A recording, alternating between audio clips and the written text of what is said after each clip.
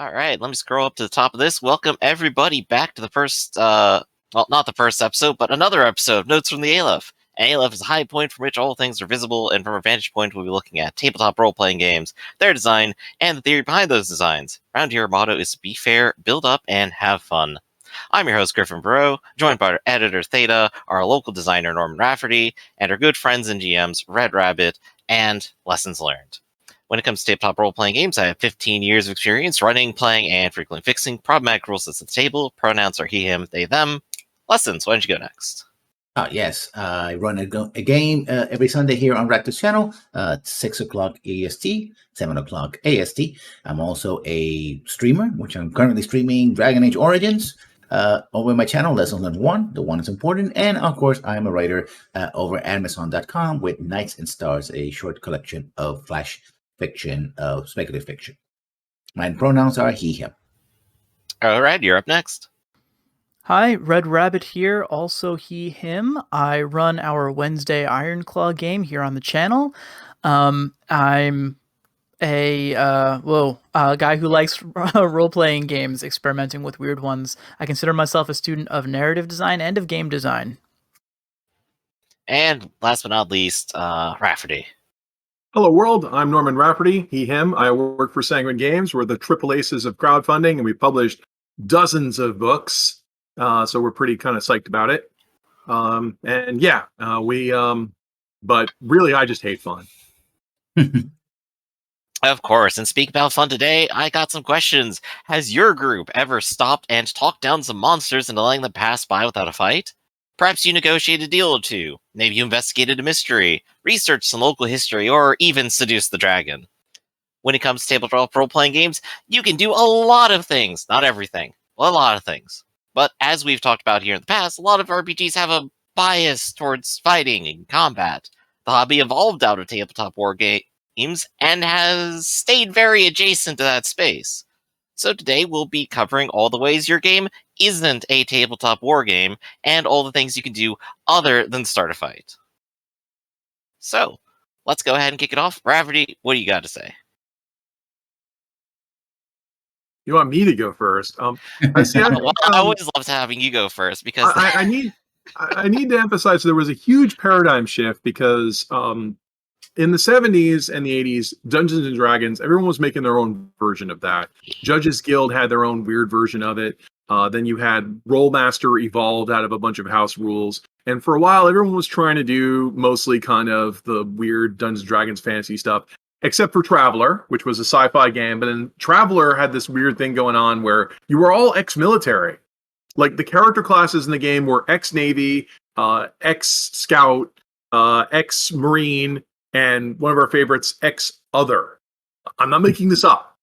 It was called Other. And they've evolved a little bit over time. Now you're a drifter instead. Yeah. Hooray. But there's plenty in the military classes. Or scientist. I did play a game where someone was a disreputable research scientist. But I mean, like literally Other. I mean, that's how military-oriented the game were. That if you weren't ex-military, you were ex-Other. And this reigned for a while, and people tried a few other things. But eventually, one game came along that shook everybody up. And that was Vampire the Masquerade. It's important because it was one of the first games that took off. I mean, like I emphasize, like lots of people wanted this. Like before this, like Shadowrun was a huge hit, but Shadowrun, there's people with guns on the front cover. Whereas, you know, in Vampire, immediately you were presented with the idea that you are a vampire and that you've got cool powers, and that the world is a place of intrigue and masquerade. That the idea that you would be interacting with people and, you know, like a social, that, you know, they would put you on missions. And this posed some huge challenges to the authors because writing D&D adventures is dirt simple. You just put boxes on graph paper and start throwing monsters in it. And, and even there, even if you read like the D&D advice, they tell you this is a metaphor for adventure design. Suddenly we had this, you know, you can't do that in Vampire. You can't just have a dungeon in Vampire where you just wander in rooms and attack things. So this was a huge challenge to a lot of folks. And in the 90s, Vampire briefly eclipsed Dungeons and Dragons in popularity. There were TV shows, there were lots of books. TSR went broke during the 90s, whereas White Wolf, that's not when they went broke. So it's a huge paradigm shift, and I think lately the discourse has turned back to the comical Dungeons and Dragons and the kind of combat, and I think since the video games have risen up. But no, there was a period I think that we need to explore a bit more, which was that intrigue era. And I would like to hear more from some of the people in that, because I talk too much and I have strong opinions on that kind of stuff. But I mean, some of you guys must have played games like that were not where combat was considered a failure and not something that you did. Well, I'd like to say that first edition, the first run of the World of Darkness, although that was the intent, when you read the rules, there's a lot of combat there. It's a lot of going very fast or striking with a claw or the potence and celerity. I'm trying not to be cynical because, but I guess you're waiting for Rafferty to be cynical. I will point out the number one selling book of all time, the top selling book, most copies of anything White Wolf ever made, is a book called Combat. It is inescapable in some sense. But the fiction is, again, fiction versus, the rule set is that you're supposed to talk things out. I mean, LARPing had another resurgence, especially with the first, vampires. Like, no, we're going to sit around in a corner of the university or go to a local pub or stuff over and take it over. In fact, even the local news when I lived, they were like, oh, the vampire thing, and they were basically just a couple of guys from college who just would go to this particular pub and they would just LARP there, right, while playing pool and stuff like that. So yeah, the spirit of vampire, as far as I understand it, is very much about role playing, ROLE, right, as opposed to role playing, ROLL. Right, which is and people say that we're role playing, not role playing, with the implication that combat is like oh, that's beneath us. Which I have to say two things. Number one, the Spider-Man movie is coming out, for Christmas, and no one's going to walk away from that saying there was just too much fighting in that movie. If only there was less. I would have enjoyed that movie so much more if they spent more time talking. I want to see Spider-Man at his day job more. Yeah, or why does everyone have to resolve everything with me? Like no one says that, and it's kind of like saying, well, all role-playing games don't have to be action sequences. No, but it's a lot of people are going to walk away from that movie or other movies, having big emotional connections of how much I love this. This meant a lot to me, and it was an action sequence. There was lots of combat. So I want to shatter the myth that the idea that combat itself can't be emotionally fulfilling. But I think related to this is, I do want to ask the question, what's the difference between a combat and a formalism? Because when you say role play, not role play, if you're playing a game like World of Darkness or Powered by the Apocalypse, and you just walk up to someone and say, I seduce you, roll dice, there, I have rolled high, you are now seduced. What's the difference between that and just killing you? Well, that's fair. That's a very good question. Well, it depends, because now I'm thinking Burning Wheel, where everything uses the same section of rule sets, whether you're talking to someone and doing combat. And Burning Wheel very much encourages you to talk things out, because the combat is, that's the way I experienced, was a bit clunky. But if you're just trying to convince people doing things, then you have this sort of built-in mechanics and build on each other. Like, you roll this, but they counter to that. And I guess you can craft a conversation with. Well, there are some Burning Wheel games that will have like a disposition count, but like when you talk about role play, not role play, the idea that we're not fighting and beating everything, we can take that one step further and ask if we're doing it formally. I mean, there's not much difference between I stabbed the guy with my sword, roll dice, there it happened, and I seduced the kobold, roll dice, there it happened. I mean, they're both. I used a formal set of rules and then a random die roll to get exactly what I wanted. Like, how are, in other words, we're resolving conflict. Stories are about conflict. in these cases, we're not negotiating or doing other solutions. This isn't the parley what we're talking about. This is, I want to get my way, and then I do. Like, I'm always pointing to Power by the Apocalypse, which has go aggro on people, where you can, there's a rule in the game, you can point at anyone you want, tell them what you want to do, roll, and if you roll high, it happens, you got it. And that's a very combative way of resolving things. Yeah, I think to answer the original question, I think the difference might be the fluidity in the expectation of the result, as well as the players being able to have more power or control over their narrative. If you say anything can happen, but swinging your sword, not anything can happen, you probably kill the person. But if you're trying to engage and talk with someone, well, maybe you do seduce them, maybe you pull them into like a smaller date first, maybe they just reject you. There's more of a scale, or the impression that it should exist, not necessarily that it does in the formalisms. And on the other side, with the player being more in control, if you just start a fight, you kind of know by looking at your character how much of a fight you can take, but how far can you get in a romance? That's not really a stat. I think that's a very good point, actually. I was looking over my notes for this from last week, because this is our second attempt at this topic, and I was going to bring up Dungeon World, but kind of in a different context. Because Raph, you just mentioned, like, oh yes, you have this kind of like, you can wield this narrative power in Dungeon World using their moves system. But I think that is very interesting because it does kind of level out the unevenness between a crunchy, formalized combat and an abstracted roleplay based like narrative encounter, right? Right. Because pointedly, I pointed out that Apocalypse World, the original game, has a point at people and seduce or manipulate or go aggro on them. Dungeon World does not have those. So that's interesting that if you want to parlay with anyone, there's no formal procedure for it or anything mentioned in Dungeon World. You have to like fake it. Yeah, that I guess is a fair point, and a lot of that stuff is a little bit abstract for most people's taste, I think, in Dungeon World, which is probably the big strike against it. Is that a lot of Dungeon World says, like, hey, we gave you these rules for going into a dungeon and then going back to town and selling your loot.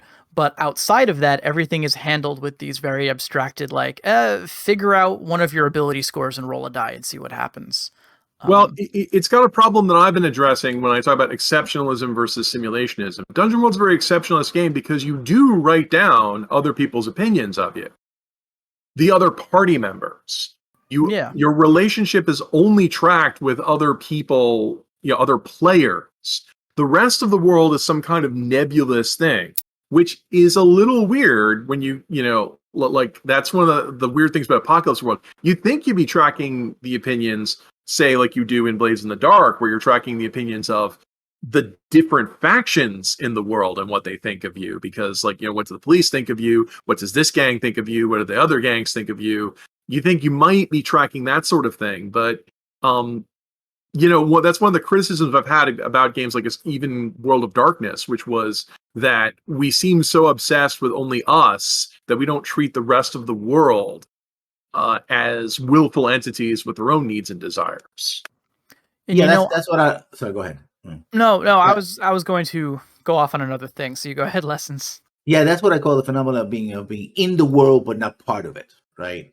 Where your characters are in the world, right? And they can interact and they buy items, but they're not really part of it. In other words, a player cannot be faulted for looking at the shop and go like, oh, that guy has 12 hit points, right? Armor class 10. If I want to rob him blind, I can just take my sword and stab him, right? Because everything is, the focus of the games and the Dungeons and Dragons and all the games is on combat. I think one of them is focus. We have to talk about what is a focus. Second, as you mentioned, Rafferty mentions connections, right? Because if those connections, if getting in bad with the king because you raided a castle or something, it's only a matter of hit points and armor class and, okay, I'm a GM, I don't want them to do this. I'm going to bring eight level knights with magical sword to beat up my players. Then you can see the artifice, right? You can see that it's all about, being in the game, but not out of, you're playing video games, essentially. It's all about hit points and all that. But if there's a mechanic that says, oh, you're screwed up with the king. Well, that means that prices go up, right? People might flee from you, or because you're an outlaw, or people might hunt you down and try to not only try to kill you outright, but poison your food, or beg a trap or something, right? And you have the mechanics for it. Then that encourages to see the world in a different way, and the world can affect the players as much as the players can affect the world. And I think that's where mechanization of other things other than combat can help.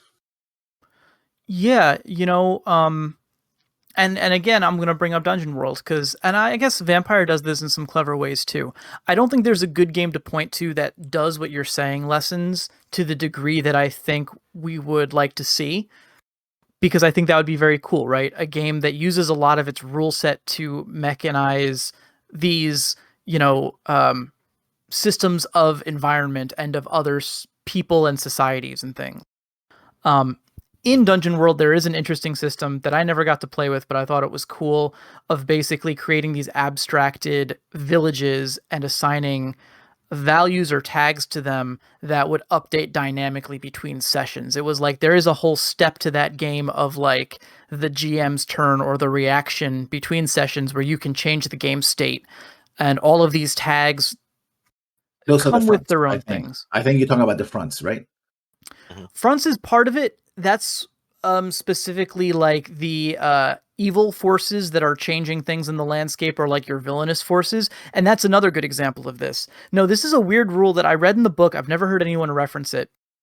I won't go into it at length, but basically it would be like, okay, your characters find this village, on like session 3, they trek this far away. You throw a village down there on the map. And this village has 3 tags. They're like poor. They have like an economic tag. Like they're poor. Their main export is like crops or something like that. And and there's like a circus in town or something. And then in between sessions, you look through all of these things and you say, okay, well, the players went to this town and offloaded a bunch of loot. So maybe that means that their like population grew or they have more money. And based on these tags, villages would provide certain services to people. Again, it's kind of a weird system, but I like the idea of it. I like the idea of that, but it's getting into something that is an identity crisis that a lot of modern games are having. Like someone pointed out lately that Dungeons & Dragons is aggressively scrubbing alignment from their game. Like the latest errata says, there's no such thing as racial alignment anymore. Just pretend that's not there anymore. Yeah, sorry. Half-orcs aren't actually inherently evil. They're aligned, misunderstood. Right, which of course, like we should think about this a bit more. Why did they put alignment in related to this idea of parlay? I think the major problem is the idea of the problem endemic to the entire game is the idea that there are winners and there are losers, and that every conflict is approached as a win-loss, often with the concept of destruction, which is what I want to get into. Like, I have been in many groups where they say, we can't let any survivors escape. They will come back and attack us later. I've heard that in multiple groups, which has always kind of sat in the back of my head of if you came in and killed 90% of us, the other 10% might decide you're not worth messing with and leave this place and never be seen again. No, because of exceptionalist theory, that and also the game master's job is to challenge the players.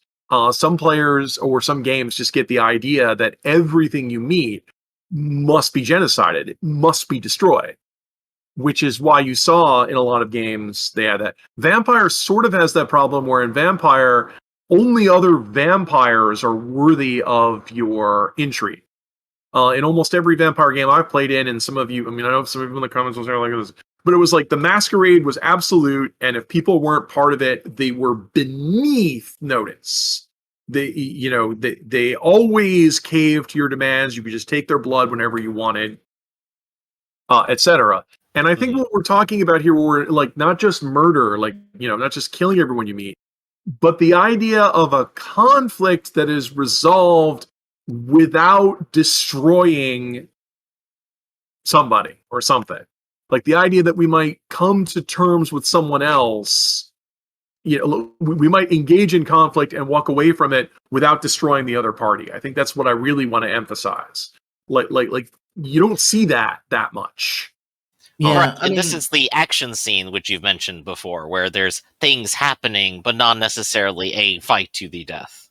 But can you beat someone down so much, and then when they're at 10% hit points or whatever, demand their surrender and let them go? Is that something you're even allowed to do? Because I've been in games where, and what I mean by allowed to do, it's not just PC versus GM.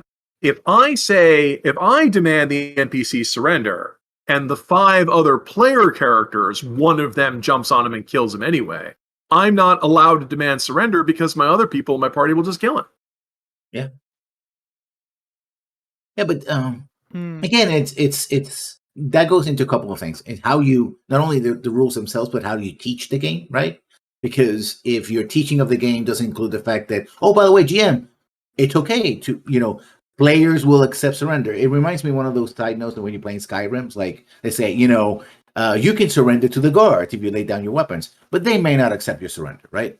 Meaning that in Skyrim, surrendering to the guards is something you can do, and it's something that's encouraged.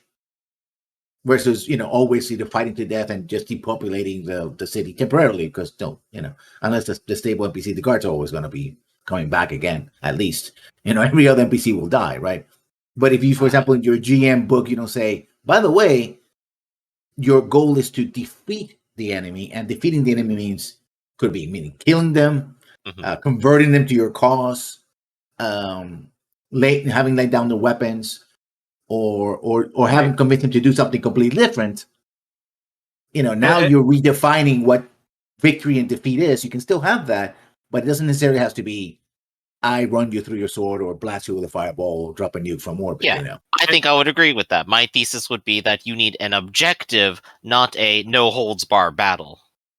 Which is a huge problem because the game, like Dungeons & Dragons, is worded. I mean, people will say, this story rewards. No, but every monster has attached to it an XP value that implies that if you defeat them, you get this. And most people kill them. And that's why I keep bringing up alignment, because the reason why alignment exists in D&D is so you can feel good about killing something. That creature, kobolds are just evil. I can kill them and it's okay. They're just evil. And it wasn't until players were permitted to play kobolds and orcs, because in the past they weren't.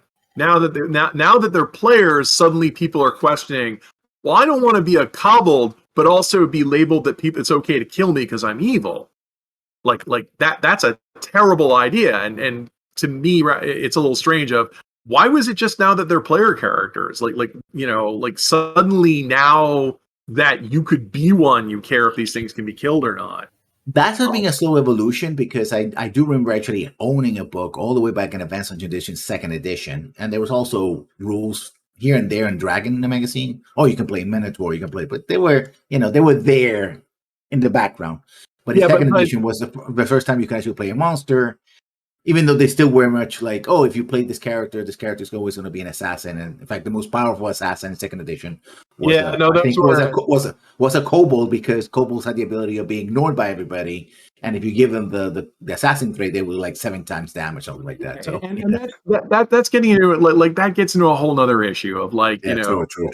Like there's always like one person, like, or is my favorite thing to quote, if I showed up your gaming table saying I'm immortal because I'm boning the goddess of magic, who's also my girlfriend, you would look at me funny and say you can't play that character. But Elminster, one of the most famous characters in all of the Forgotten Realms. So yeah, that gets to a different thing.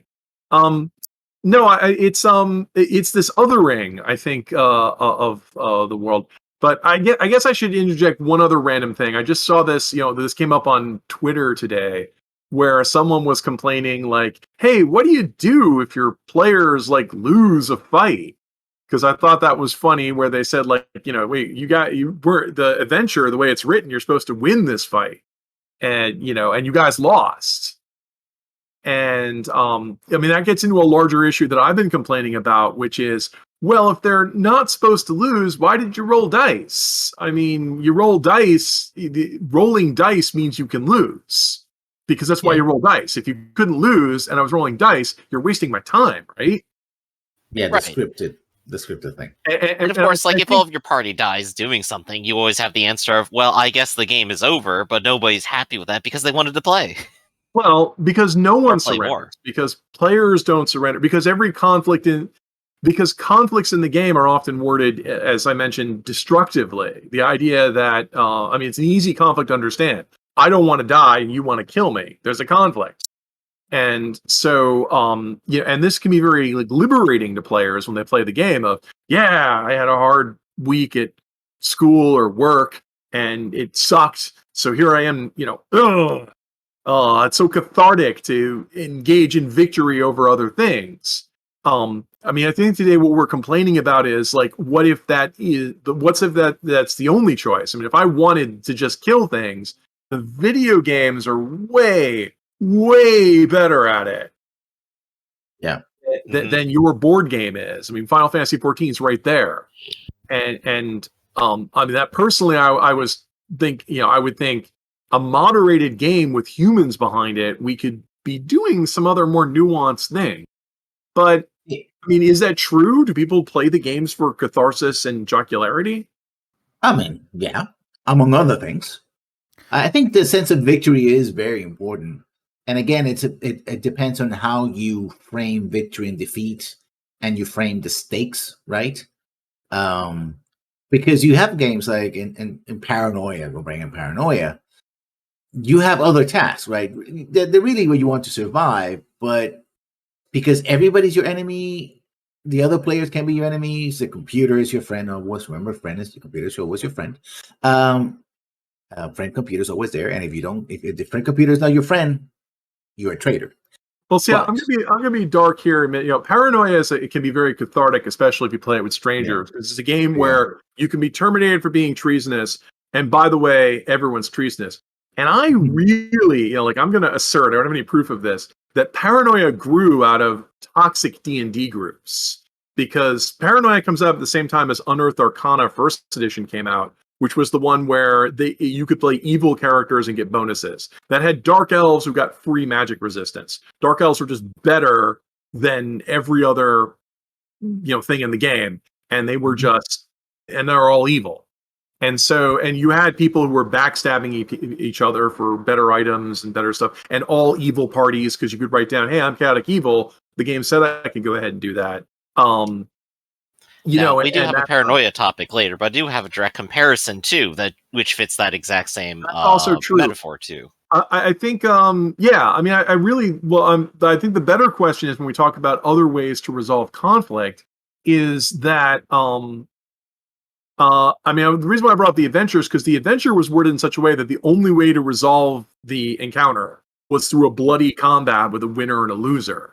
And like that, I thought was the mistake there. It's shouldn't we, be entertaining the idea that we could negotiate our way out of stuff? Or, I guess it's just really weird to me that it's not even presented in the game as the idea that you might at some point have to flee or surrender. Am I missing this? I don't remember sections in D&D 5 devoted to this is how to flee a fight. This is how to negotiate a surrender. I don't remember seeing those sections even in the book. No, again, how do you teach the game? Go ahead, Brett. I was gonna say it's actually like a well-known problem that trying to flee a fight in D&D is notoriously difficult because, first of all, you're dealing with like the ranges on the map. You're dealing with the fact that every player has autonomy, and then some players want to stay, or one player gets downed, and then the rest of the players feel like they have to go back. That every monster is sticky, so you can't escape. Yep, and then you got attacks of opportunity. So yeah, famously difficult to do anything other than win or die in D&D. Mm-hmm. And there's even more mechanics behind it. Some modules will put in a morale document or something, but some of them will just say, well, I guess it just fights to the death and does not care about negotiating. It's like, well, okay, what was the point of having that there? That's what you do by default anyway. There's the fact that hit points exist, and as soon as you go over the threshold, you're just kind of gone. That's where I was complaining about a lot of published adventures where you kill the bad guy, and when the bad guy falls over dead, he happens to have a letter on him in a language you can read. Oh, that was convenient. Shoot, it's not an abyssal or anything. It's in common, guys. And it details their entire plot. Where you'd think, like, if this was a movie or something like that, or a character with any agency, when his hit points got below half, or half of his guys were killed, they might say, stop, I'm not the one you want. The big boss is the one you want. And I have information you need, so if you let me live, I'll tell it to you.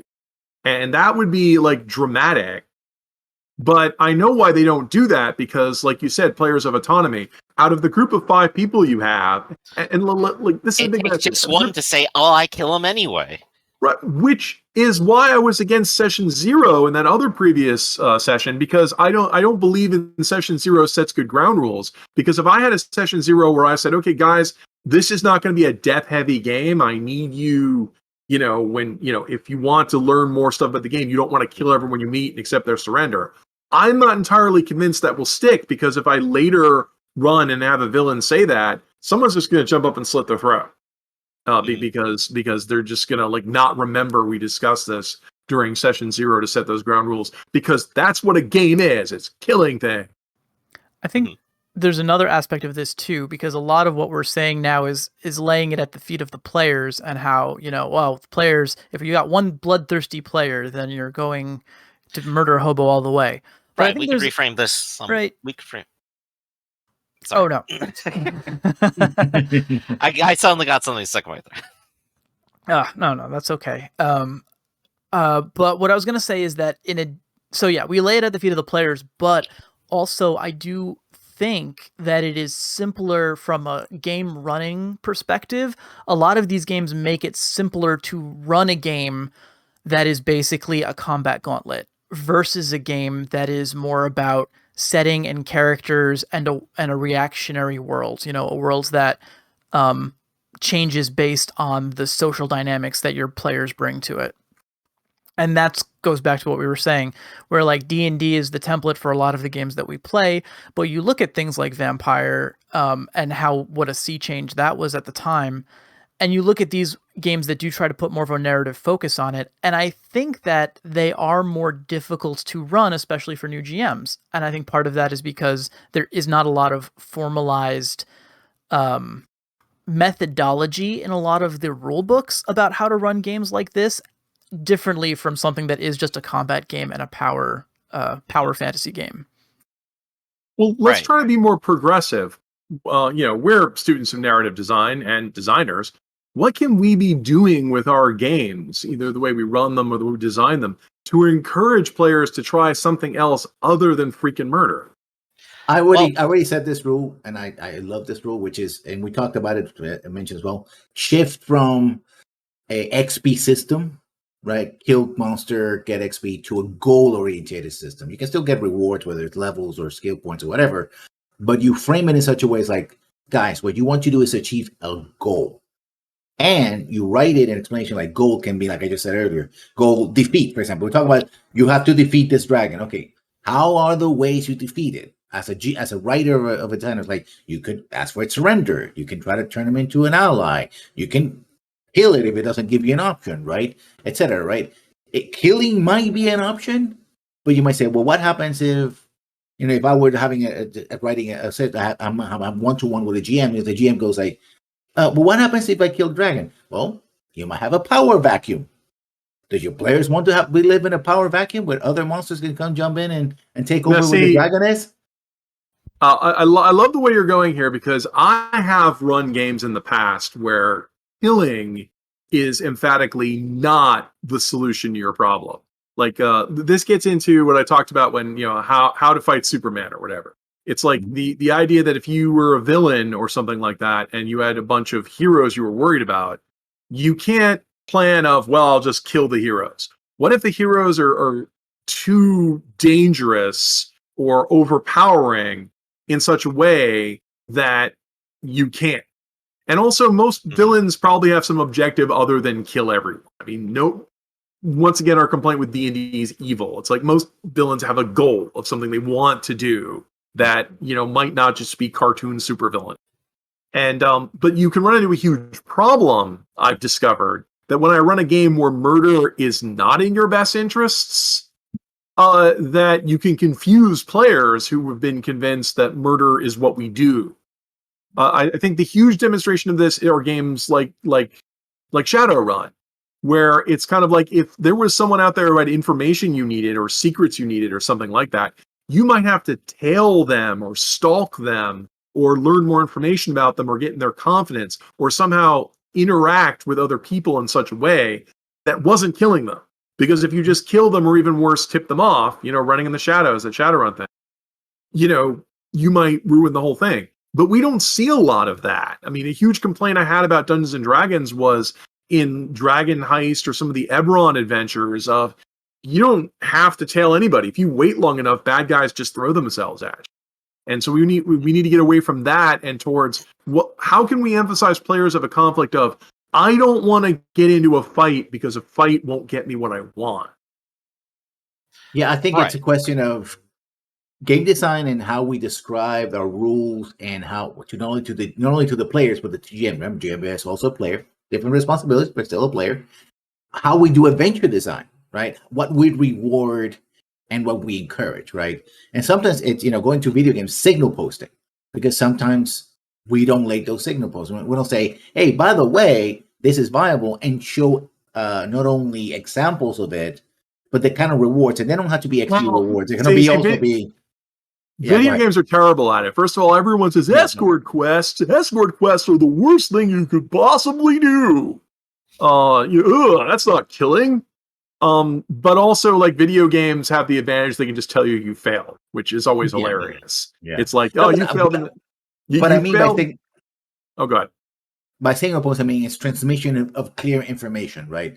In many ways, video games have to be obvious because otherwise people are like, well, I don't get it. If you didn't tell me, I don't get it, right? Yeah, like the huge problem in Skyrim, where in Morrowind, which was more a computer game that was more like a tabletop game, if you killed an important NPC, the game said, okay, well, the major quest is unwinnable because you've killed people you needed to solve the game. Continue on in this doomed world if you want. It's fine. Well, right, but the world is. They even told you the world is doomed. Compare that to Skyrim 2 iterations later, where Skyrim just said if someone is plot important, they simply cannot be killed. You simply are not permitted to remove their life from the game. And I think it definitely stems from like player behavior where they do it and realize, oh, I gotta load my save. When's the last time I did that? Oh, 3 hours ago. Well, but also nobody likes that. We're talking about like I always talk about the computer games influence the players. A player might have played Skyrim, millions have, and they know that if I do something wrong, it's not destructive. Like if I kill someone I'm not supposed to kill, that doesn't matter either because the game will res them. I can just redo the quest or reload. The consequences are limited. Right. Whereas in a tabletop games are in the Morrowind school where time starts here and always moves forward. So if you do something that's destructive or terrible, a GM is supposed to make it not matter. Yes and no. Because you can, depending on what you define as destructive. Is it destructive because the GM felt that you offended them by destroying their big bad guy that they're spending, 10 years writing a backstory to it? Or is it destructive because literally there's an important character that, say, I don't know, it's the president of the Space Union, and now the Space Union probably is going to collapse into Malcolm. I'm glad you brought that up because it's like, a lot of times people bring up, well, it's the GM's darling character and they didn't want them to die. That's just bad GMing because like if you, this gets into why I brought up that Twitter cartoon.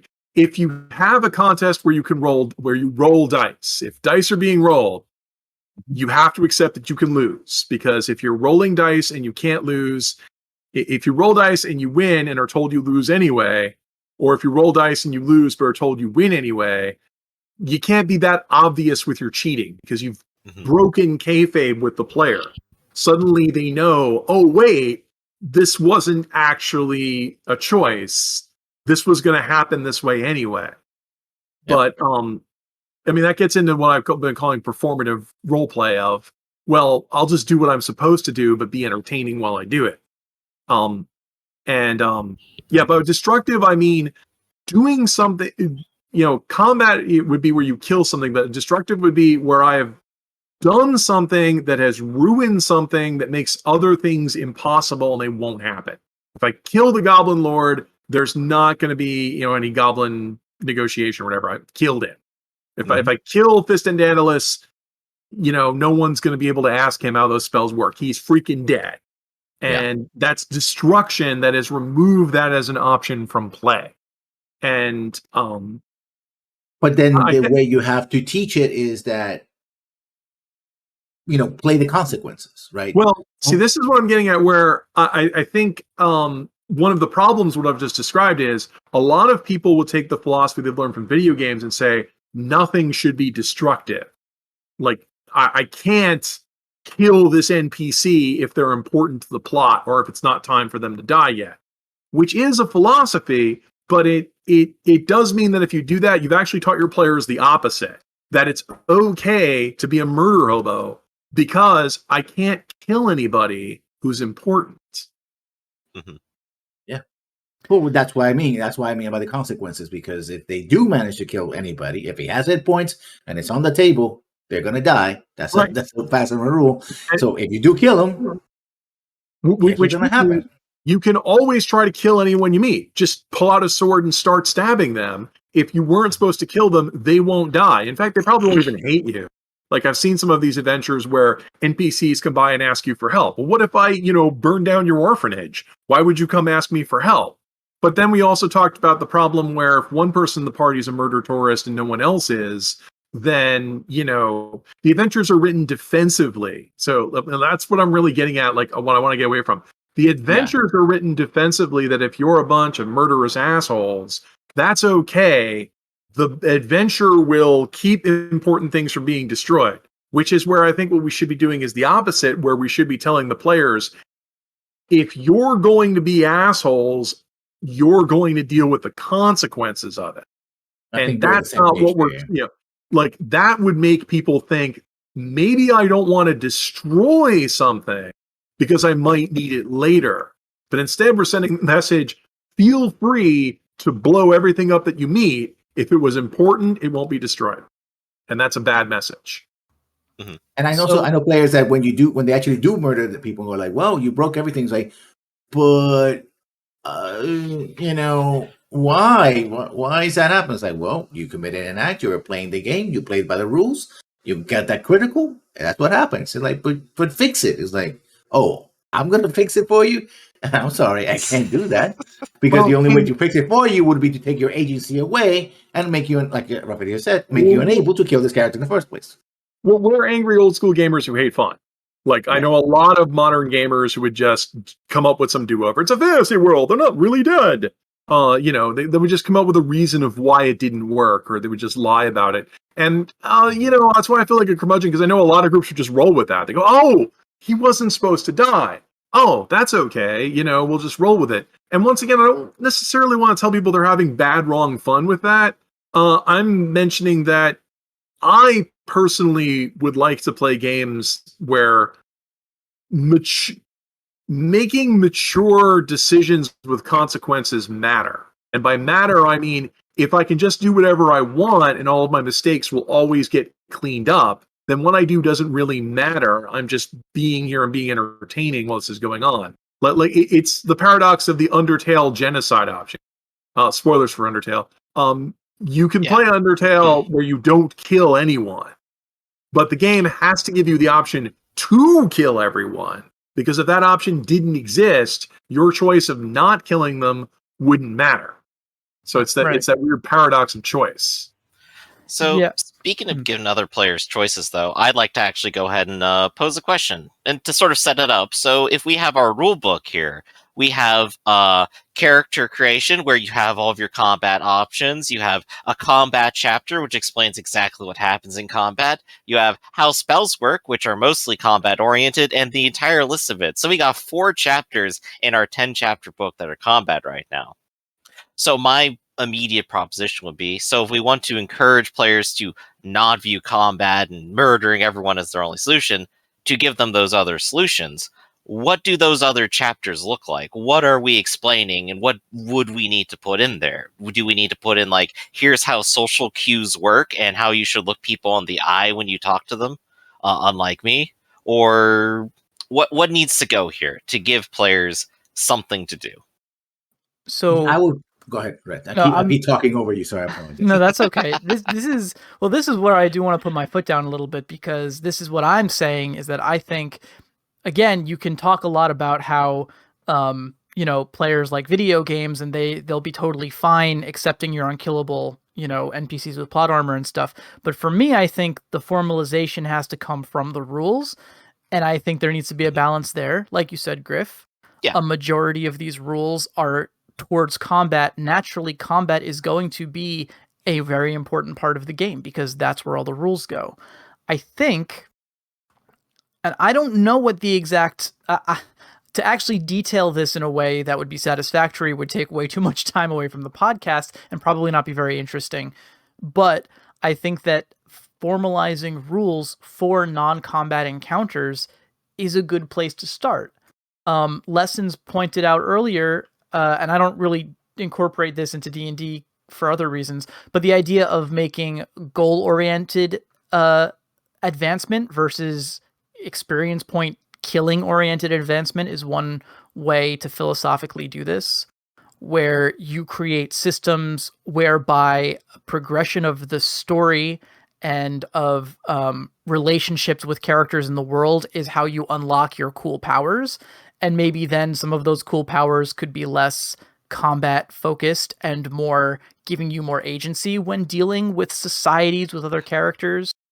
You see experiments of this in stuff like, I think in one of the 5th edition Adventures League arcs, they had rules for the different factions in the Forgotten Realms. And as players could unlock levels of influence within these factions that would give them abilities like, oh, you could hire spies if you're part of the Zentarum to go and spy on people.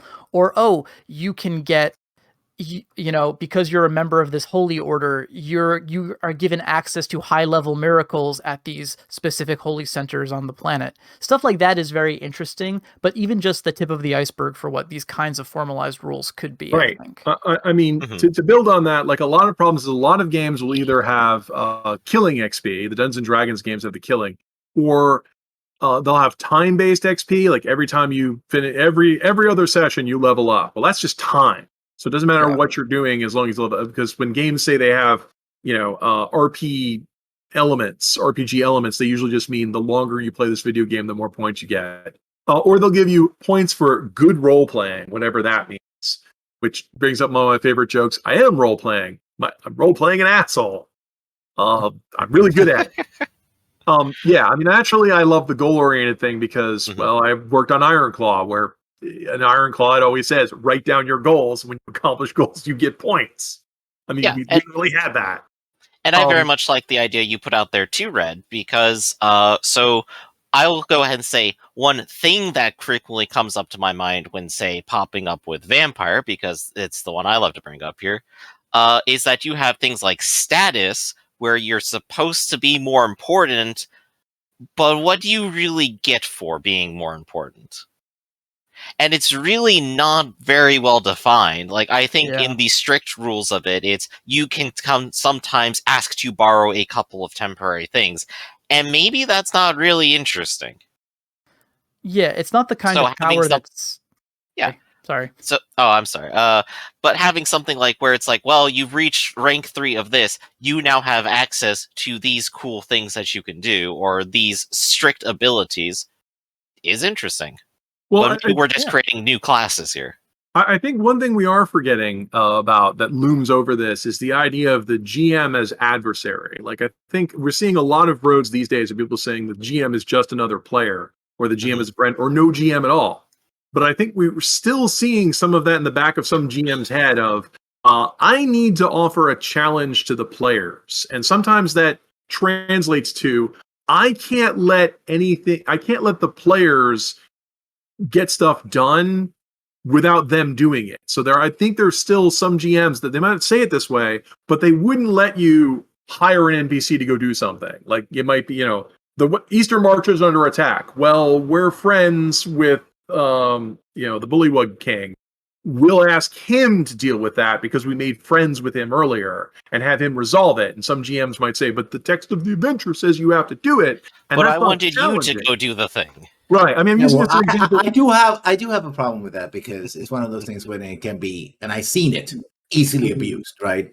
Where the players potentially say, we're going to find a way to do nothing, Like, I'm gonna call the guards, right? Call the guards for everything. Oh my god, that is where I would fight you because I'm the number one fan of calling the police. As in, not that I think that's. But by this I mean if you're in a Shadowrun or a vampire adventure where there's a masquerade, we're not supposed to attract attention. If I hate you and I see you doing something that would cause someone else to come beat you up, of course I would call them. Because someone else is beating you up and I'm not at risk of getting killed. Why would I not do this? Well, I guess, but I know it's political because it's just a whole discussion about our RPG terrorists and role-playing weasels, which we might get in some other day. But basically it's like, Dungeons and Dragons. My job is to find where the dungeon is, but I will never go into the dungeon because that's what the guards are supposed to do, right? I've seen basically because I think this so heavily abused. Like literally, the player just sits there and go like, "I'm going to do minimal job and get maximum rewards," and literally say, "Well, we're done because the adventure is done in 5 minutes." Yeah, but that's where But also, you're sending a mixed message. You're saying, I don't want you guys to do the minimum effort. By the way, I will kill you. Here is a book filled with things that if you fail a single die roll, will kill you instantly. And it's like, why would I want to engage that? But then that ultimately the question is, why am I playing this particular game? Well, right. And I would say like you're saying, I hear where you're coming from. You're saying, well, I don't want the players just to sit here and solve problems by being clever. I want them to solve problems by getting out their knives and getting in their face. I mean, like this is the paradox that we're running into. If the players are part of a living world, then the living world has to work with them. If there are ways for us to solve problems by calling in favors or getting other people to deal with it, or even if we decide to blow this off because we don't think the risk is worth the reward, at some level, you have to acknowledge that, because if you're not acknowledging that, we're back to the problem we were just in of your choices don't matter. I'm going to grab you and throw you in this fight, even though no matter what, you're sending the opposite example. You can't avoid this fight no matter what. It was my complaint about Eberron and Dragon Heist, which is, if I want to be a stealthy rogue and avoid getting in street fights as much as possible, I don't have any choice. The adventure is scripted that fights will just happen to me no matter what I do. And that's why I'm saying, like, that's the mixed message. Players will expect we get in fights that we have to fight to the death and have no choice and can't avoid them. And I'm saying that's a negative example. We should be if we're going to have a game where lives matter, then we have to have a game where avoiding violence is a meaningful choice. Okay, I think we should put a pin on this one, because this is a complete episode just to discuss this one. Whether it's yay or nay, it's a spectrum. Part 2. Exactly. Yeah, but I will go back. It's related to my big meta issue. Yeah. I will go back to the idea, because I'm also against very much scripted encounters as well. Going back into game design, I think in a chapter on simply you and the world, explaining really what's the role of the player in this particular game. Because it's like, oh yeah, you're going to play adventurer and you're going to kill things. Sometimes it's so light that it just, I go to the combat section and it says adventurers are combatants, so I guess I got to go combat, right? Do you accept the premise? Is a good question. Yeah. But if you actually include a you in the world, and also I also find out my personal experience that if you give the players a little more control about the world building, mechanics for world building, they do get attached to that village in some cases, because it's their village, right? Yeah, but it's not just a village, it's their village, and it's like, well, I want to protect this village because it's my village, right? And I know I named that cook. That's my cook. So that's what I agree with you there, but also, but you're just talking about selfish stuff. Like if if I want to play a paladin who's lawful good and, wants to solve things in a way that, tempers justice with mercy, there have to be opportunities to do. There can be opportunities. I mean, that's why people were joke about paladins being lawful stupid. Oh, why are they being merciful, letting people live? It doesn't accomplish anything. It only comes around to bite them in the ass when they're inevitably betrayed. And it's like that message is still pervasive in gaming. And like I said, I'm an enemy of that. I think I would rather be playing in games where, my fantasy is a world where being good and nice and sparing people's lives actually helps the world. What a funny joke. That world could exist. Yeah, I mean, again, I think that's what training the GM, right? Given not only the players, but the GM say, GM, just because the players spare their lives doesn't mean that you have to come back and betray them. It's a possibility. So let's go ahead and wrap this up, though. Right. Let me go ahead and pose one more question. Yeah. I just want to emphasize this. Train the GM to trust the players to get things done, especially if they solve problems. Like I said, just if they solve them in different ways, trust the players. And we need to train the players that this will be a world where your choices are meaningful and consequences. I think you have to train them because the video games have taught them their choices don't really matter. So we have to do all of that and get that on the ground floor, get people to buy into it and enforce it. So yeah, that's my thing.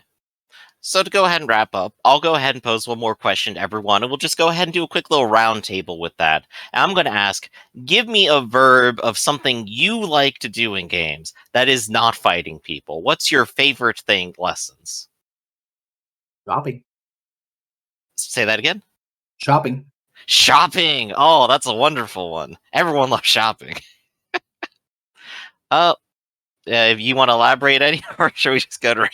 No, because shopping means that you actually have to interact with people and you have to trade goods and services, and I guess you tend to talk to the, in my experience, especially when GMing, when players go shopping, that's when they do most of their downtime, non-combat things, right? And they talk to the bartender because they're saying, getting a drink, and they go talk to the shopkeepers, etc. So shopping is a good way of just there's a lot of landscape there to explore. Yeah, this is a good point. But the poor praise skill. Red, what about you? Betting wenches.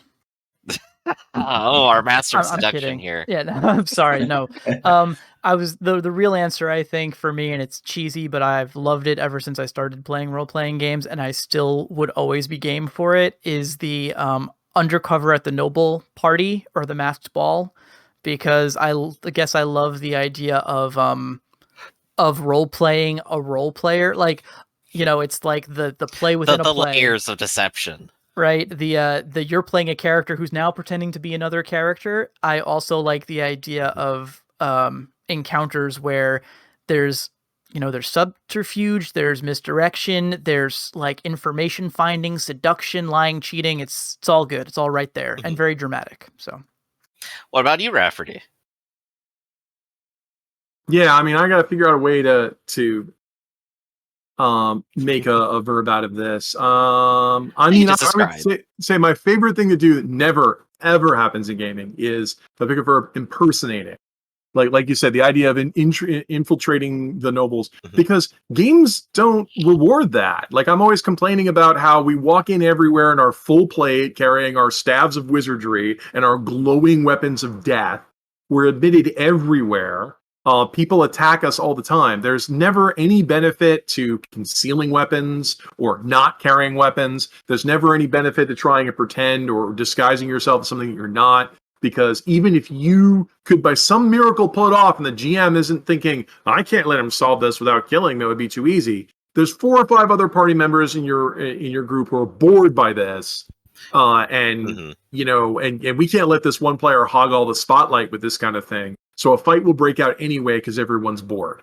And I mean, that's one of my criticisms of like Blades in the Dark, because I can understand that they wanted to get right to the fight, but Blades in the Dark has such a low opinion of intrigue and infiltration. I mean, I don't want to say that because it's there, but I like I said, I hate fun. That's one of my favorite things to do in gaming, of trying to do that and trying to be subtle or deliberately downplaying what we do. A lot of the stuff when people are recommending streams and stuff to me, it's always like Wizards just blowing the crap. Everyone's at 11 all the time. And I like, I'm going to say my favorite quote from Sam and Max, which was where, the video game where the punk, has got a gun. There's lots of talking cartoon dog, talking rabbit. I'm so scared. And there's a pause. He says, hey, Max, the smart ass kid doesn't think we're scary. Like those are the kinds of moments I live for. And that's why I love to be in games where it's like, oh, yeah, I mean, I can level the whole place. I'm an anime character, though. I'm willing to listen to you and solve this without bloodshed, but I'm Vash the Stampede, so please don't make me go there. Yeah, I think I'm like in a very close corner with you because I also like making everyone else bored. I think my favorite verb is definitely stealth because it's very much still a conflict. There's very much action going on, but the exact goal is to not start a fight and to explicitly avoid being violent in the first place. Yeah. And it's fun when you get to solve things and no one knows you did it. Imagine, I know we're wrapping it up, but imagine a world where all of these different systems had the same kind of depth and complexity as the combat did. And so you could specialize characters in ways that were more than just, I have a high bonus to my stealth roll. I have 15 different Swiss Army knives and 14 different combat abilities, but when it comes to stealth, I just add this one number to my die roll. Yeah, and everyone my else only move is crouching down and pretending I'm not here. And everyone else is just like, you got this covered, right? We'll just have you stealth through the whole section, and that'll be good.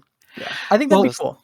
I always thought it was funny that like Blades in the Dark had to make this whole system of whenever you kill someone, it sets off the death alarm, and the death police will come by and investigate it because they had such contempt for players. Like they know it was going to happen. Yeah, they knew that if the players could get away with killing all the time, they would. And I always thought that was funny that on the one hand, I could see why they do it because they don't trust the players. On the other hand, it's kind of like, wow, this is a game for moral babies. So speaking of sneaking away from this conversation, that's all for today from Notes from the Aleph. We stream episodes bi-weekly Fridays at 2 p.m. Eastern, and you can come join us live at twitch.tv/Ractus. We also stream and record weekly tabletop games at the same channel. You can come join us when we start at 10 a.m., 2 p.m., and 6 p.m. Eastern Standard Time on Sundays and Wednesdays. Norm Rafferty here is a partner and writer for Sanguine Games. Check out sanguinegames.com and join them on the Reddit, Twitter, and look forward to all of their upcoming titles, including Book of Corals, their new Ironclaw expansion book. Quick interruption. We're going to be at MagFest January 6th. Good thing to point. Everyone go to MagFest, see Rafferty in person, and tell him all the ways that he is wrong and you want to see more fights. I'll be in the Angry Indie section. Don't forget, of course, to check out RedRabbit and book him over on StartPlayingGames.com as RedRabbit. And, of course, be sure to go ahead and see all the wonderful things our friend Lessons Learned puts out here over at his Twitch and his YouTube, where he has a number of series ongoing. And, of course, everyone, be sure to like, comment, subscribe, and come see us all again next time. See ya, everybody. Bye.